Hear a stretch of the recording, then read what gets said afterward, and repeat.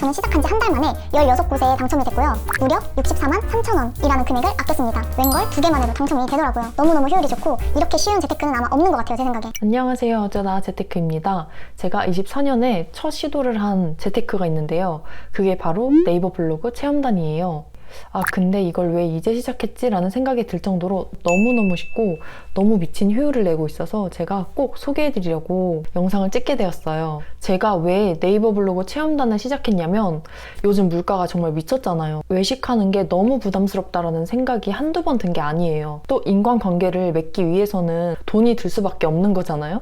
그리고 또 데이트도 해야 되고 가족들과 모임도 있고 이런 걸 다 따졌을 때 이 외식 비용이 너무 부담스럽길래 제가 이 외식 비용 좀 줄이고 싶다라는 생각을 하다가 체험단이 있지? 이 생각이 난 거예요. 그리고 제 친구도 체험단을 해봤다고 한 얘기를 들은 적이 있어서 제가 기억이 난 거예요. 그땐 저도 관심이 없었는데 이게 돈을 아껴야 되는 상황이 생기니까 막 그런 말들이 생각이 나더라고요. 그래서 맛집 블로그를 해보기로 결심을 하게 됐어요.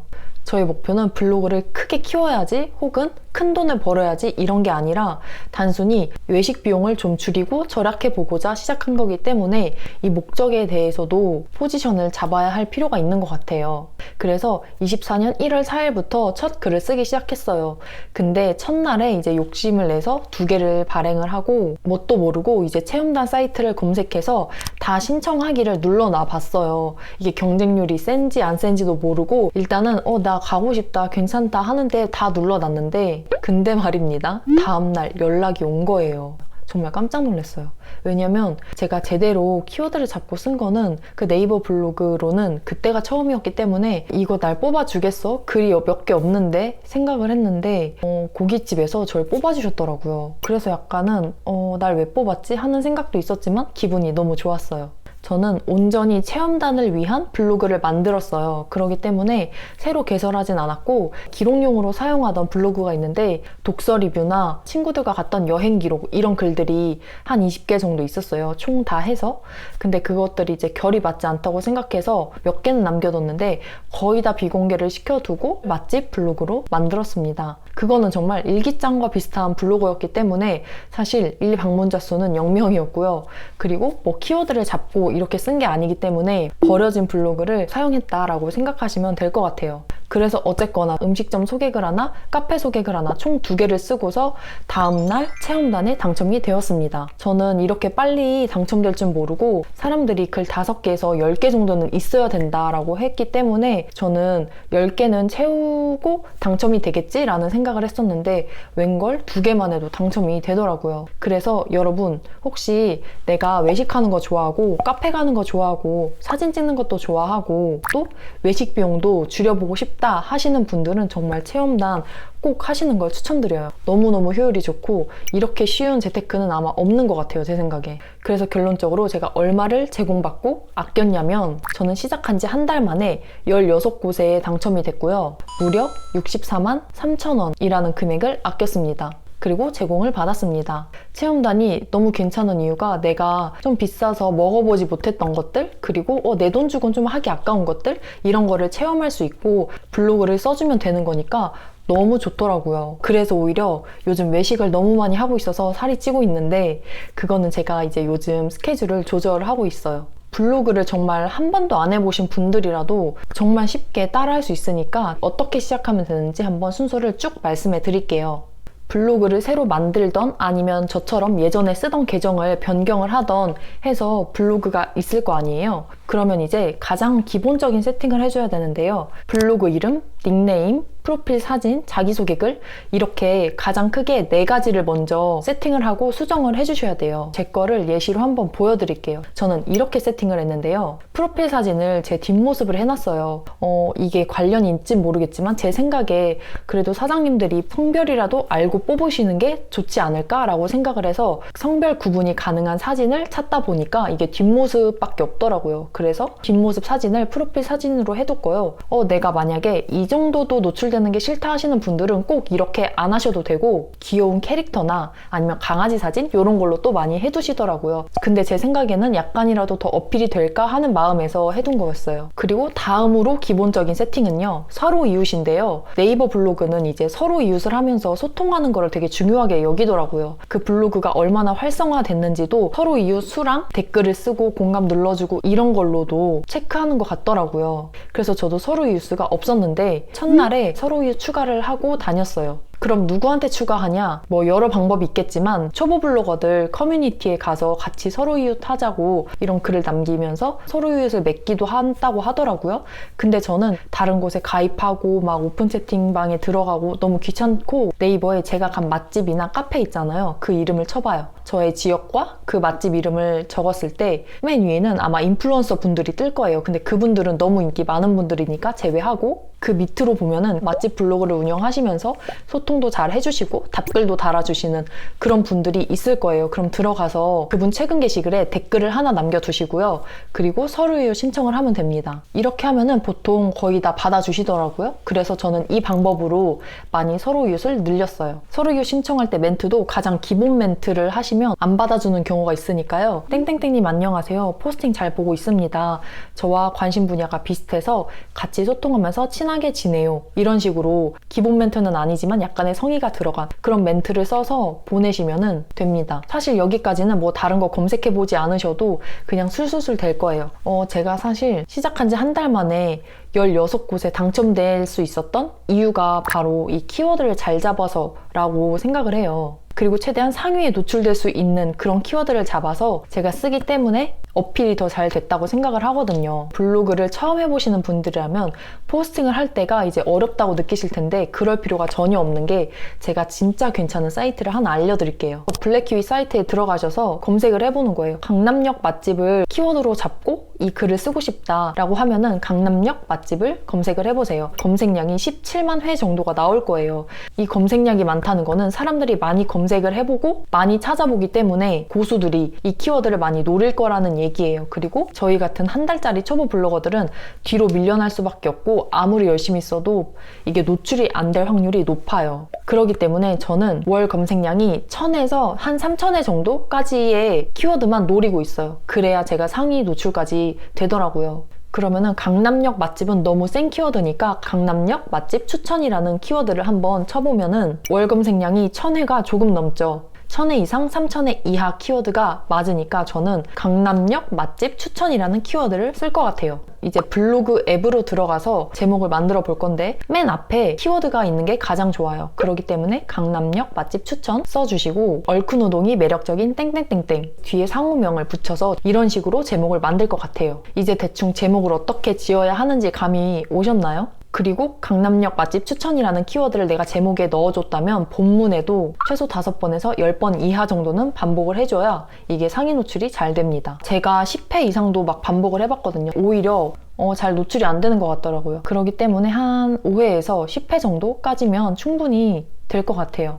그리고 음식점에 가고 카페를 갔을 때 사진을 찍어야 되잖아요. 어떻게 사진을 찍냐면 먼저 들어가기 전에 밖에서 외관 사진을 몇 장 찍어주고 주차장이 있으면 주차장도 찍어주고 그리고 안으로 들어가요. 내부 인테리어 그리고 전체적인 공간이 어떤지 이 정도 찍어주고 그리고 음식이 나오면은 음식 사진 가장 예쁘게 찍어주고 그리고 화장실을 한번 가봐요. 화장실이 깨끗하고 좋으면은 그것도 넣어주고 그게 아니라면은 화장실 사진은 그냥 빼요. 뭐 이 정도로만 해도 사실 20장은 금방 채워져요. 사진도 요즘은 너무 많이 넣으면 오히려 노출이 안 된다고 하더라고요. 그래서 저는 보통 20장에서 30장 이내로 이렇게 올리는 편인 것 같아요. 그리고 제가 직접 방문한 내돈내산 글과 체험단 글을 비교해보니까 확실히 내돈내산 글은 사진이 10장 있고 글자 수가 1000자만 돼도 상위 노출이 잘 되더라고요. 근데 체험단을 갔다 와서 쓴 글은 너무 사진을 많이 넣어도 안 되고 글자 수가 너무 많아도 안 되고 좀 이런 게 있는 것 같더라고요. 근데 이거는 뭐 체험단 나중에 당첨되고서 생각을 하셔도 충분히 괜찮습니다.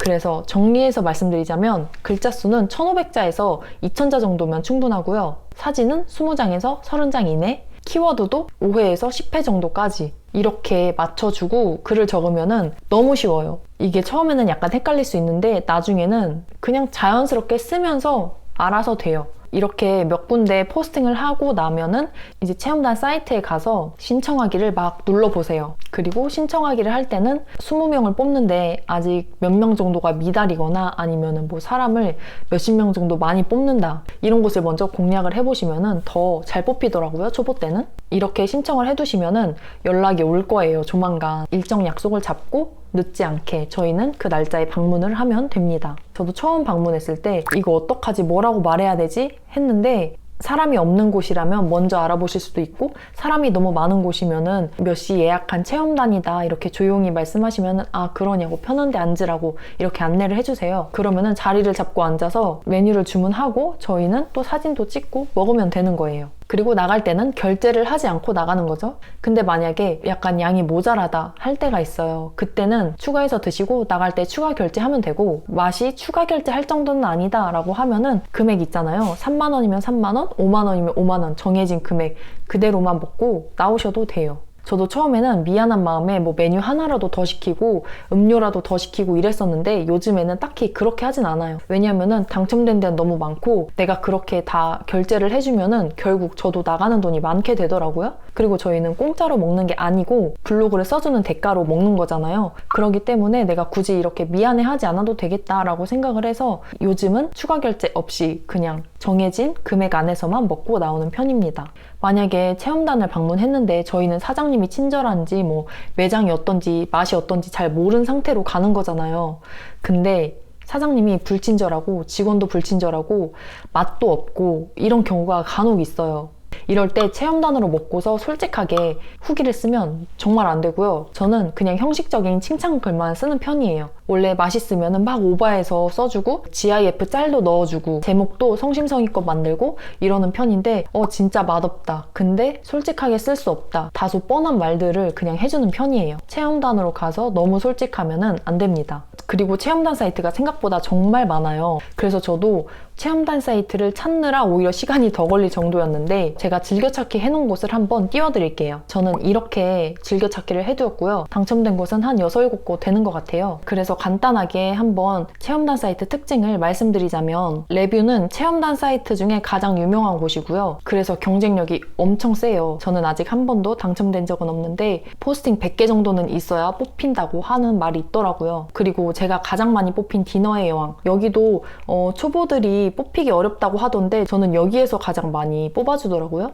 그리고 체험단에게 제공되는 금액이 적지 않기 때문에 추가 결제를 안 했던 편인 것 같아요. 그리고 다음으로 리뷰노트랑 강남 맛집이 있는데요. 여기는 초보 블로거들이 좀 많이 당첨된다고 알려진 사이트예요. 그래서 그만큼 좀 제공 금액도 낮은 편이고 리뷰노트를 이용하면서 추가 결제는 좀 자주 했던 편인 것 같아요. 그리고 다음으로 미블은 제가 3번밖에 뽑히진 않았는데 만족도가 정말 높은 곳이었어요. 왜냐하면 맛있는 집이 금액대가 높으면 정말 좋거든요. 미블에서 뽑혔던 곳은 다 만족하면서 먹었는데, 다만 미블에 등록된 업체가 없다는 거, 얼마 없다는 거, 물론 저는 지방에 거주하고 있기 때문에 그럴 수도 있는데 제 지역은 얼마 없었어요. 그리고 포블로그랑 리뷰플레이스 이렇게 한 번씩 당첨이 됐는데요. 여기는 여가생활이나 생활용품 같은 그런 걸 위주로 뽑더라고요.